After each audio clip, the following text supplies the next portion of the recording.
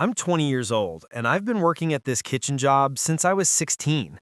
My closest work friend is a guy named Dan. He's 40. We bonded over the one thing that mattered most to both of us: video games. We'd spend our breaks talking about the new expansions and the hours we logged.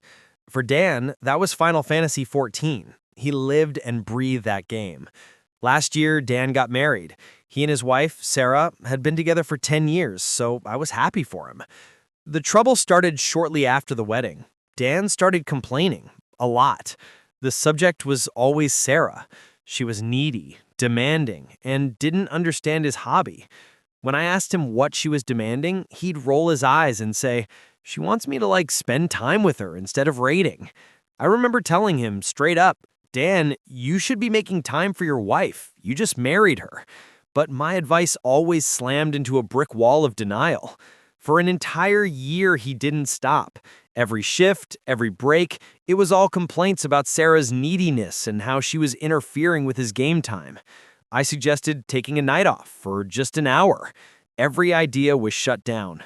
Eventually, I was so fed up with being his therapist, I asked him to stop bringing it up. And to his credit, he did for about 2 months. Then 2 weeks ago, he pulls me aside. His face is pale.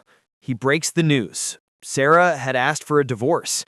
He was devastated, confused, and looking for sympathy. But I wasn't confused. I had watched this train wreck happen for a year. All the emotional labor I'd done just to hear him ignore me, it just snapped. I looked him in the eye, and I said, "Honestly, Dan, I'm not surprised. I've watched you choose Final Fantasy XIV over her every single time." I didn't really think before I spoke. It was just the unfiltered truth I'd been holding back. I continued, "All you ever talk about are video games, and the only thing you ever told me about your wife was negative. How could you possibly be surprised?" His face was absolutely stunned. He was shocked, hurt, and immediately got upset. He stormed off.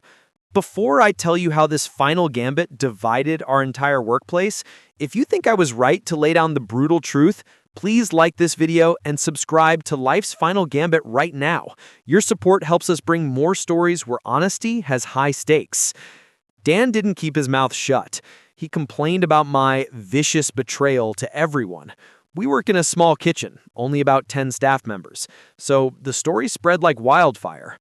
Our boss stayed out of it, thankfully, not seeing my comment as bad enough to warrant action, but the staff, they took sides. The younger coworkers, the ones who talk about games with Dan and me, mostly took my side.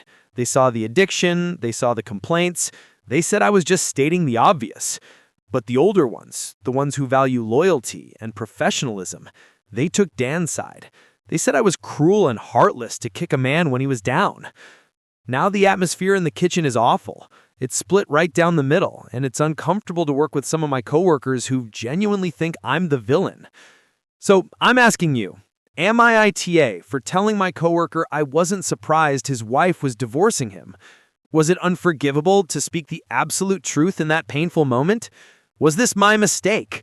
Or was it a justified moment of honesty that Dan desperately needed to hear? Let us know your verdict in the comments below. This has been Life's Final Gambit. Join us next time for another tale of ultimate stakes and defining choices.